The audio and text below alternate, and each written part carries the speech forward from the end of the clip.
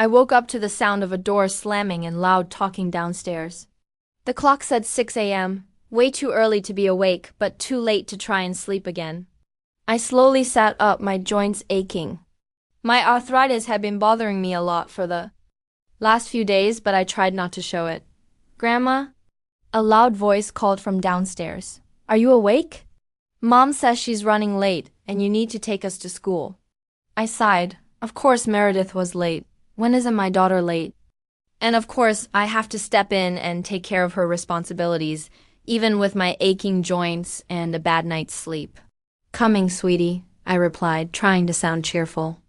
In the bathroom, I quickly washed my face and looked in the mirror. 62 years old. Wrinkles, gray hair, tired eyes.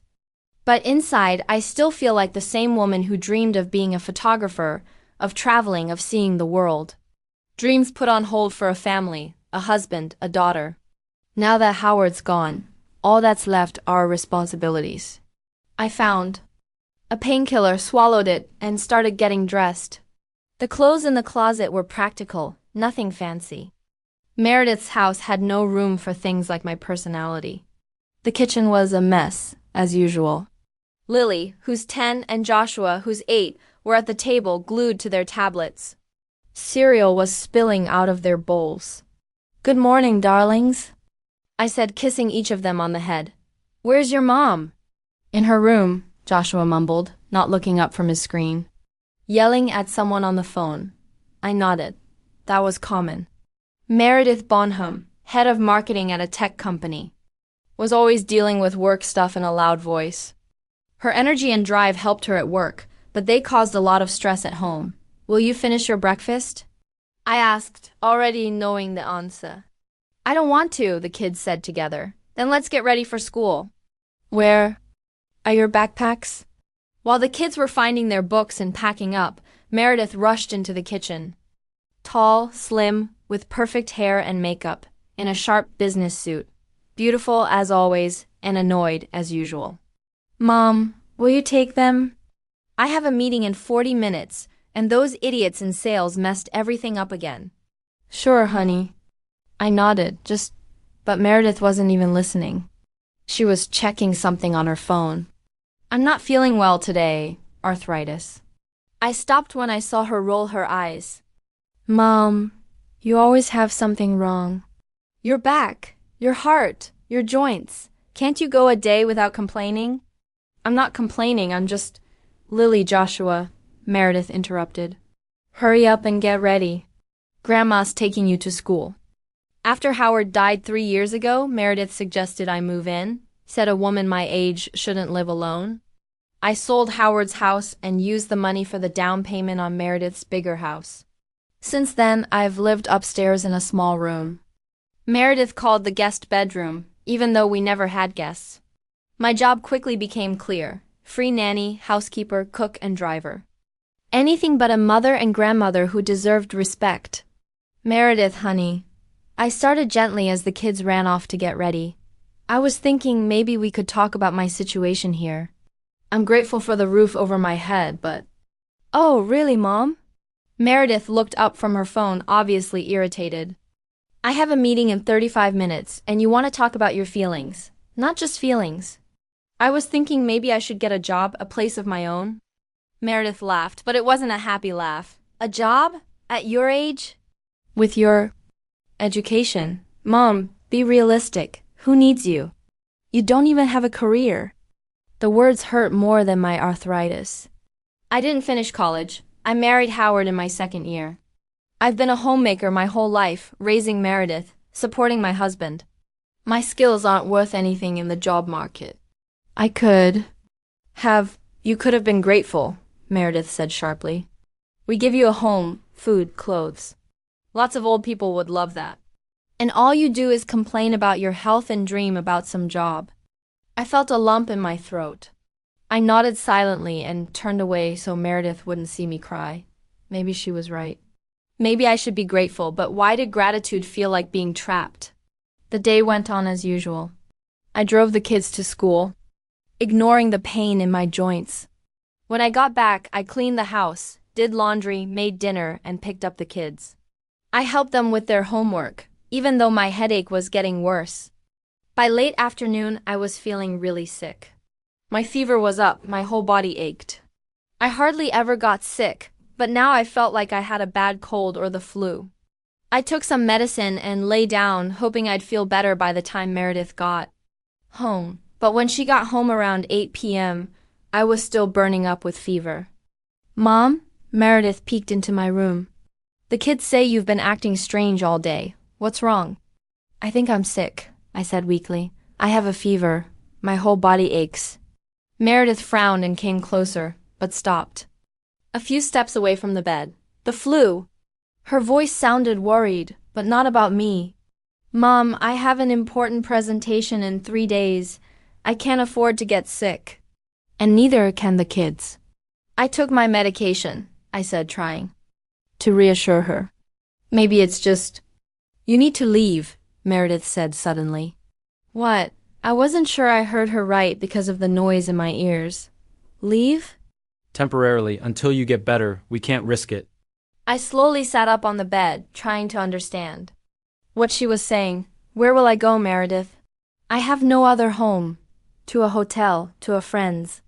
Meredith looked annoyed, like I was causing her trouble on purpose. "I don't know, Mom, but you can't stay here if you have the flu. You know Joshua's asthmatic. He can't be sick." "I don't have money for a hotel," I said quietly. "And I don't have any friends. After I moved here, I lost touch with everyone." It was true. Living in Meredith's house, I slowly lost all my friends. I was always busy with the kids and the house, and Meredith didn't like me having people over to her modern home. "Jesus, Mom," Meredith threw her hands up. "Always drama. Always trouble." She left the room, slamming the door. A few minutes later, the door opened again. Meredith tossed some money on the bed. "Here's $7. That's enough for a bus downtown and a cup of tea.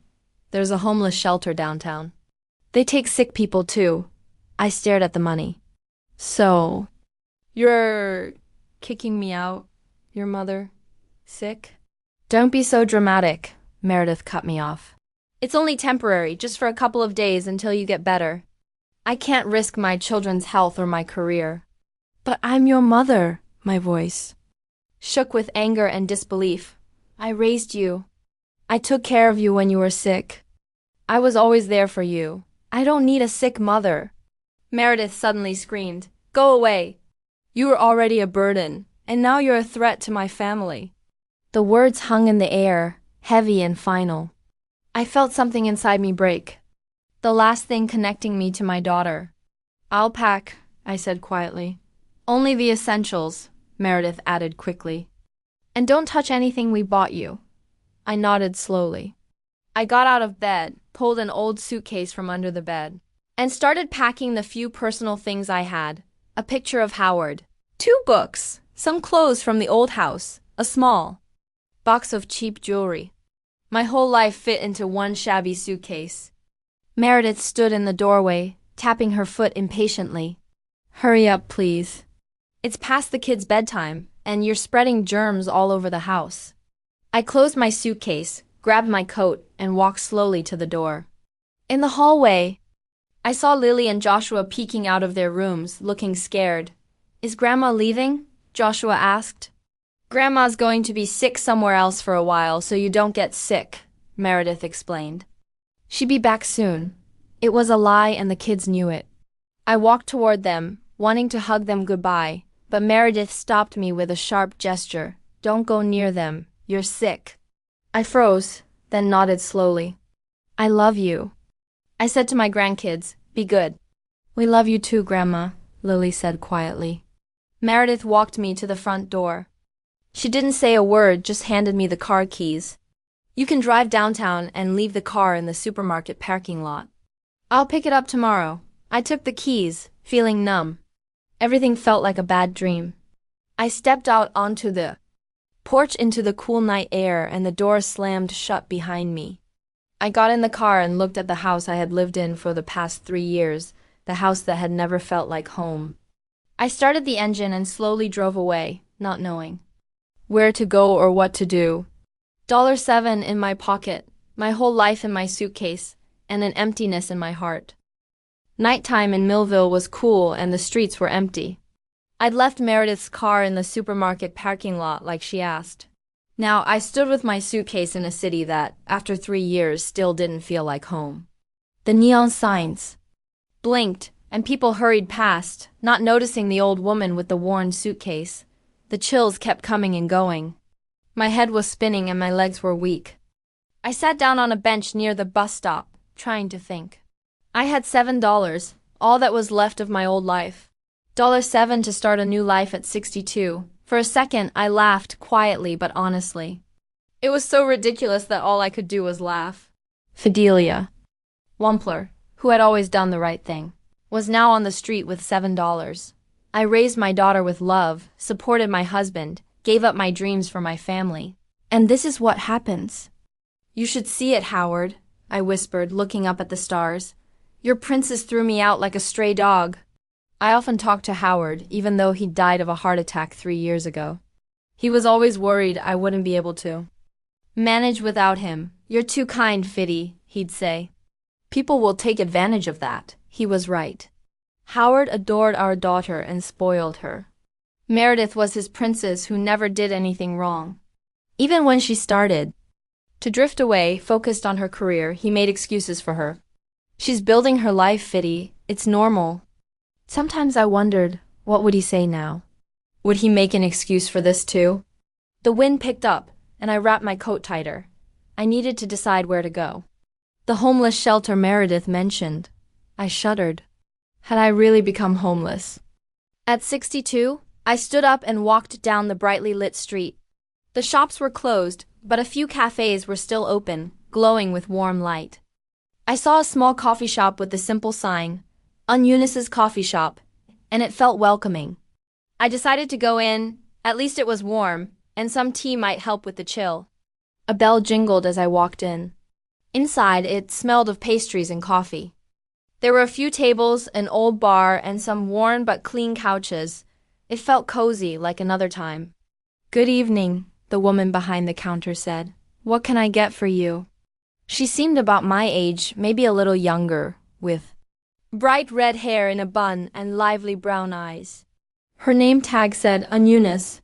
A cup of tea, please, I said, setting my suitcase down next to a stool at the counter. The hottest you've got. It's been a bad day. Eunice asked no questions. She just filled the kettle with water. Putting the steaming cup of tea in front of me, she went to help the other customers. I sipped the tea slowly, feeling the heat warm me up. My mind was racing. What to do next? Where to go?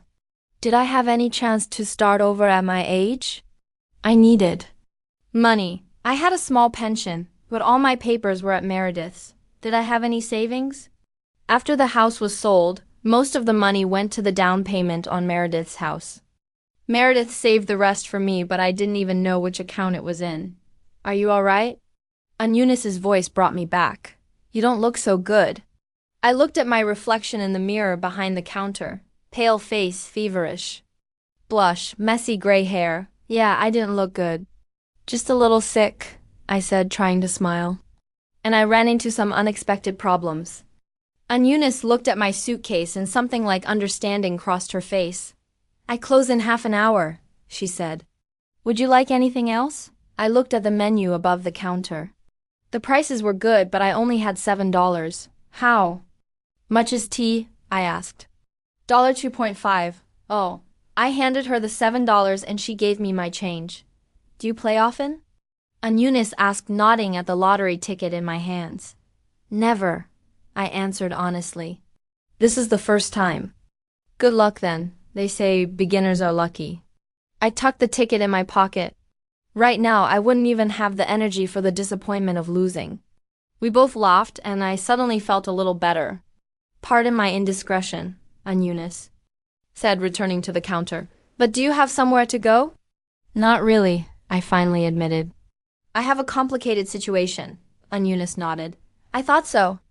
I have a room upstairs that I could offer you for a few days until you sort things out. Besides, I've been looking for an assistant at the cafe for a long time. If you agree, we can discuss a mutually beneficial cooperation. The offer seemed too good to be true, but I had no choice. I can really help at the cafe. I close in half an hour, she said. Would you like something else? I looked at the menu hanging over the counter. The prices were quite affordable, but I remembered that I only had $2.50. Eunice helped me up the narrow stairs to the back of the coffee shop.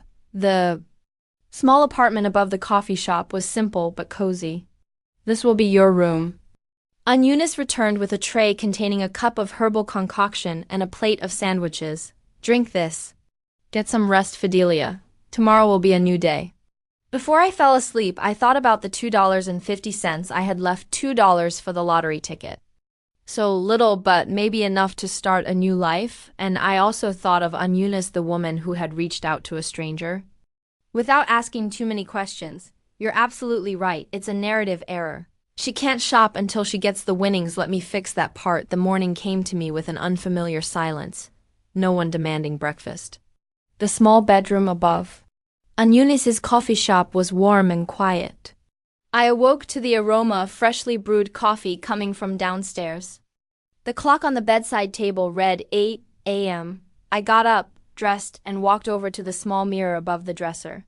Pale face, faded eyes, gray hair that hadn't known a good cut in a long time. What do you plan to do with the money?